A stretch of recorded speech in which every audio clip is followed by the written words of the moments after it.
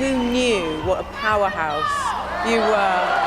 Thank you. That was an exceptional audition. I mean, one of the best singers we've had in the last 16 years. Here's something that doesn't add up. Tom Ball never won America's Got Talent. He didn't even make the top 5. And yet, by the time the dust settled, he had more viral views than almost anyone else on that stage. Over 90 million, to be exact. So how does someone walk away without the trophy and still become the most talked about name from the entire competition? That question is exactly what this video is about, because the real story of Tom Ball isn't about winning. It's about everything that happened before, during, and after the cameras stopped rolling. The moment nobody saw coming. Most people discovered Tom Ball the same way. A video clip that showed up uninvited on their feed and refused to be ignored. But here's what made that moment stranger than it looks. The man standing on that stage in 2022 had spent years convincing himself that the stage wasn't for him. Tom Ball auditioned for Britain's Got Talent performing Writings on the Wall, and the reaction was immediate. The entire studio audience rose to their feet before the song was even finished. All 4 judges gave him a standing ovation. Simon Cowell, who has seen tens of thousands of auditions across more than 16 years of the show, said it was one of the finest vocal performances he had ever witnessed on that stage. Amanda Holden told him directly that he would be a leading name on the West End and Broadway. These were not throwaway compliments from people paid to be enthusiastic. These were specific, confident predictions from industry veterans who had heard it all before. What the audience didn't know, what Tom himself had barely begun to process, was that he hadn't come from a music career. He was a secondary school teacher, drama and music, at a school in Burgess Hill. He had been in a classroom, not a rehearsal studio. And the reason he'd stayed there for so long had less to do with comfort and everything to do with something he had been quietly carrying since he was 8 years old. But that part of the story comes later. What matters right now is what happened after that audition clip left the studio and hit the internet. The video spread fast and wide, across platforms, across countries, across audiences who had never watched a single episode of Britain's Got Talent in their lives. International press picked it up. American outlets ran headlines calling him the teacher who became a global star. Comment sections filled up with people asking the same thing. Who is this guy? And where has he been? Tom moved through the rest of Britain's Got Talent with that same quiet intensity. In the semifinals, he performed Rise Like a Phoenix and held his ground. For the final, he chose I Who Have Nothing, a song associated with Tom Jones, a massive, demanding vocal piece that most singers wouldn't dare touch on a live competition stage. He delivered it in a way that left a mark. When the votes were counted, Tom finished 3rd, behind Axel Blake and comedian Jamie Lee, 14.2% of the total public vote. 3rd place. And somehow, he left that competition as the most searched name from the entire season. That result, finishing 3rd, walking away bigger than the winner, is the first hint that Tom Ball's story doesn't follow the rules. And the further in you go, the stranger and more interesting it gets. The secret he hid in the music room. Before the stages, before the viral clips, before any of it, there was a kid in West Sussex who had figured out a way to disappear. Tom Ball was born in 1998. By the time he was 8 years old, he had been diagnosed with type 1 diabetes. Not the kind of condition you manage quietly and move on from. Type 1 diabetes is lifelong, requires constant monitoring, insulin injections, dietary discipline, and the kind of daily attention to your own body that most children that age don't have to think about at all. For Tom, the diagnosis didn't just change his health routine. It changed how he saw himself, and more specifically, how he feared others would see him. He made a decision early on to hide it. During lunch breaks at school, while other kids were in the cafeteria or on the playground, Tom would slip away to the music room to inject his insulin privately, alone, out of sight. He didn't want questions. He didn't want to be looked at differently. That habit of disappearing into the music room ended up doing two things simultaneously. It protected his secret, and it gave him a relationship with music that was unlike anything he would have found in a formal lesson.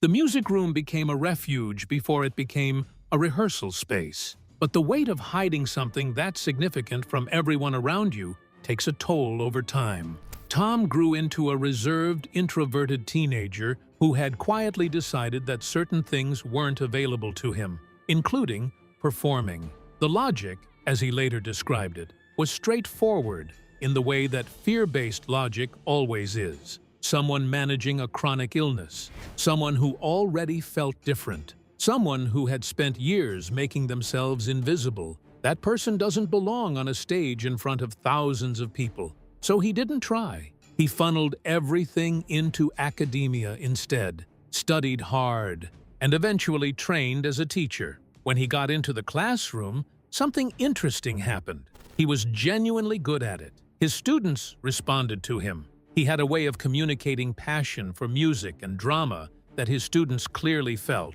By all accounts, he was exactly the kind of teacher students remember. But passion has a way of staying uncomfortable when it isn't fully expressed. Every time Tom watched a performance, every time he sat at the piano or listened to a song that hit differently than the rest, something unresolved surfaced. He had never actually tested himself. He had talked himself out of the attempt before it ever became one. It was his students, ironically, who started to shift that. Watching them take creative risks in the classroom, watching them push through nerves to perform, Tom began to quietly re-examine a question he had been avoiding for over a decade. What if he was wrong about himself? That question eventually led to an audition form, and that audition form led to everything else.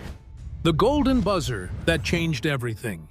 Finishing third in Britain's Got Talent would have been a comfortable place to stop. A good story, a clean arc. Teacher becomes singer, earns recognition, goes back to life slightly more famous than before. That would have been enough for most people. Tom Ball didn't stop. In 2023, he received an invitation to compete on America's Got Talent, All Stars, a special season designed specifically to bring back standout performers from Got Talent franchises around the world. This wasn't a second chance for people who had failed. This was a curated lineup of people who had already proven themselves on national stages. The competition was, by design, fiercer than anything that had come before it. Tom walked out for his first All-Stars performance and chose The Sound of Silence, the Simon and Garfunkel classic that has been covered so many times it's almost impossible to make it feel new. He made it feel new. The performance was so controlled, so precisely delivered, and so emotionally present that something happened which had never occurred in the history of the All-Stars format at that point. All four judges hit their buzzers simultaneously, triggering a group golden buzzer. 4 judges, 1 performer. A single unified decision that sent him straight through to the next round. The clip circulated almost immediately, and it found a much larger audience than his Britain's Got Talent moments had, partly because the format was new, partly because the moment was genuinely unprecedented, and partly because American audiences were encountering Tom Ball for the first time. The numbers climbed fast. By mid-2024, total online views across his competition performances had surpassed 90 million. To put that in perspective, 90 million views without a major label push, without a chart-topping radio single, without any of the conventional machinery that usually drives those kinds of numbers. Just performances, captured on camera, spreading on their own, because people kept sharing them. Inside the competition, Tom moved through the rounds performing at a consistently high level. The American press, picking up where the British press had left off, continued building the narrative around him. Europe's new golden voice, the teacher turned global star, the underdog who keeps showing up. But the final result at All Stars landed similarly to Britain's Got Talent. He finished outside the top 5. In a competition that included performers who had already built international fan bases over multiple years, Tom came in with roughly 18 months of public profile and still pushed deep into the competition.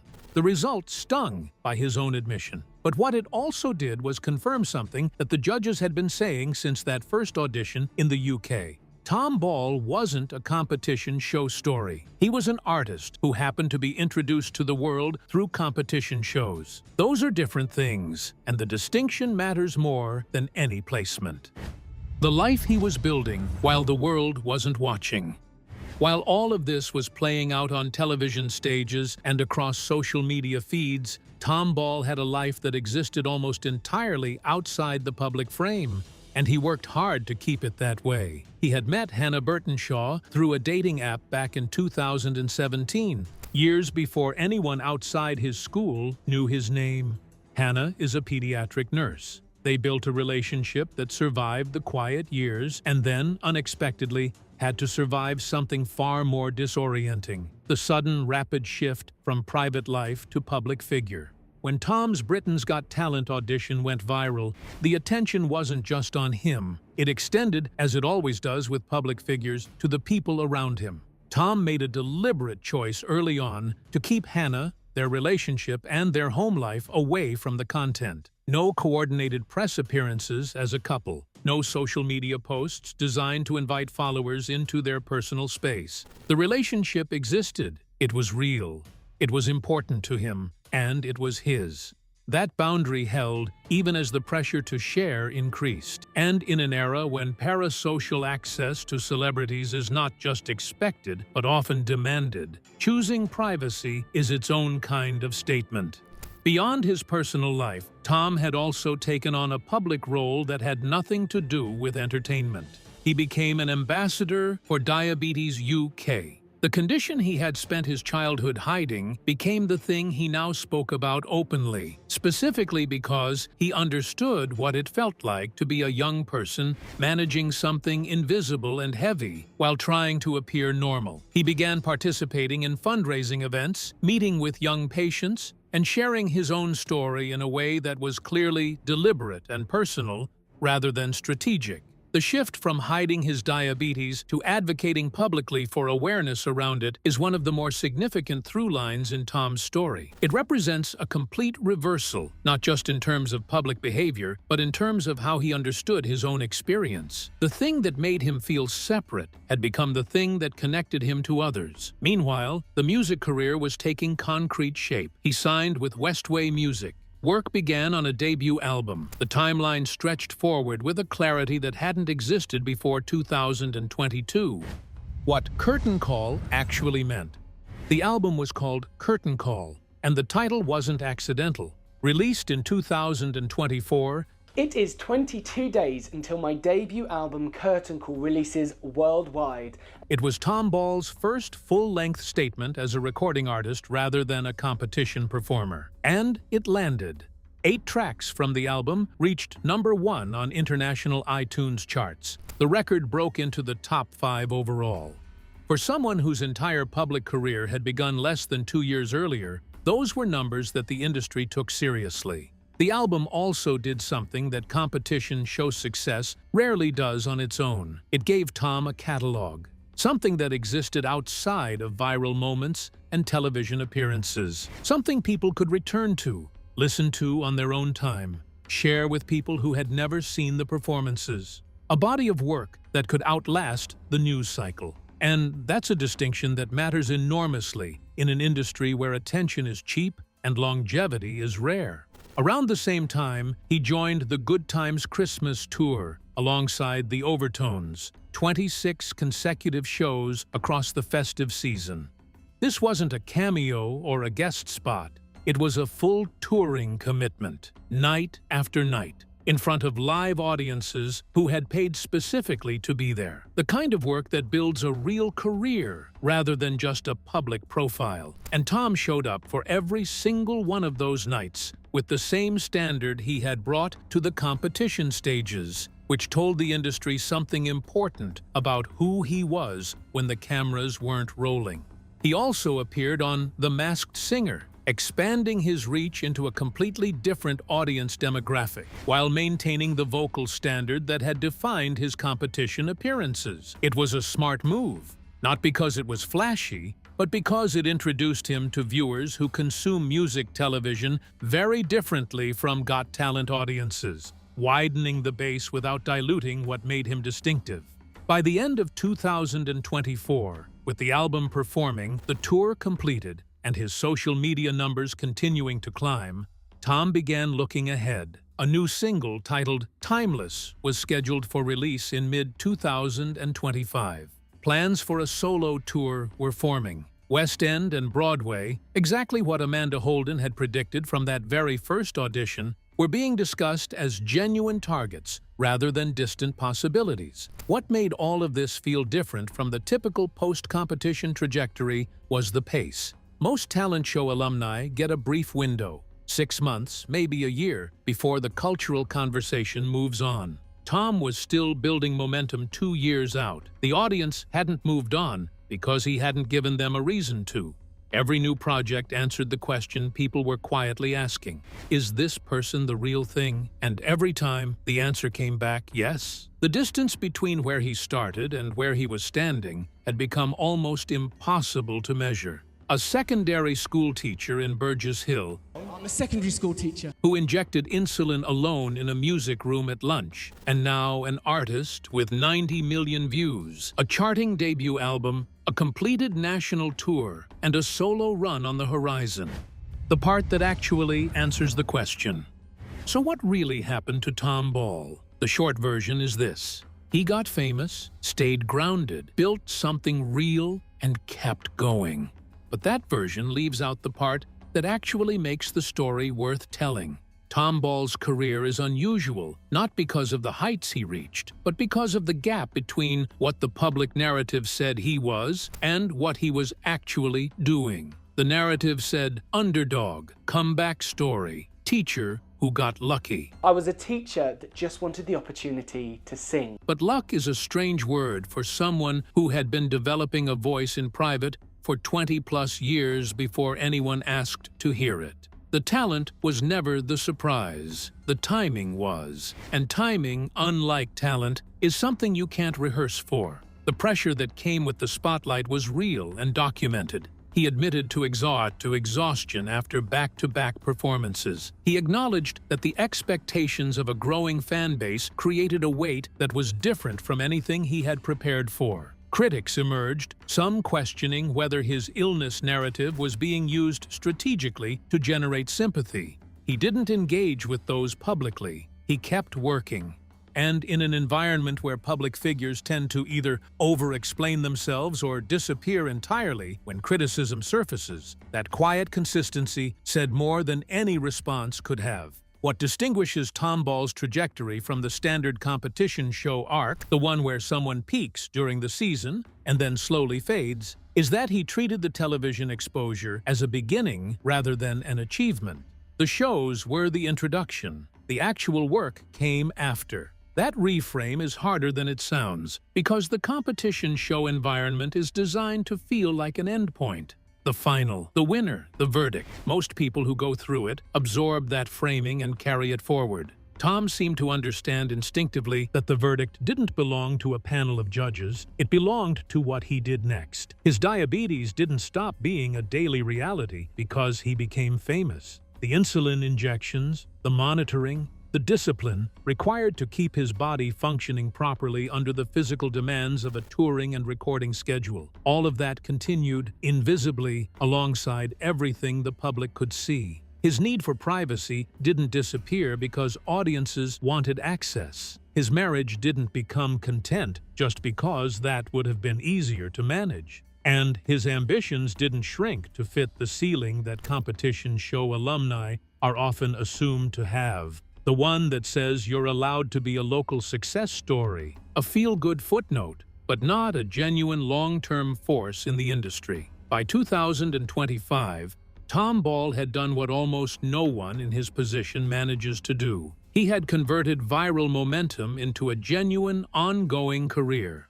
The album existed, the tours happened, the ambassador role was active, the next single was coming. And the conversation around him had shifted from who is this person to what is he going to do next, which is exactly the shift that separates a moment from a career. He didn't win America's Got Talent. He didn't win Britain's Got Talent. And somehow, when you look at everything that followed, those results feel almost beside the point. The trophies went to other people. The trajectory belonged to him. The real story was never about the competition. It was about what a person does when the door opens and whether they're ready to walk through it. Whether the years of quietly doing the work, of hiding in music rooms and talking yourself out of stages and wondering if the dream was even yours to have, whether all of that had actually been preparation, not delay. Tom Ball was ready. He had been practicing for it, quietly, alone in a music room, for longer than most people knew. And when the moment finally came, he didn't just take it. He built something with it that nobody could take back. What are your thoughts about what happened to Tom Ball? Share with us in the comments. If you enjoyed this video, be sure to like and subscribe to our channel. For more interesting stories like this, be sure to click on the next video that pops up on your screen. You never know what you'll discover next.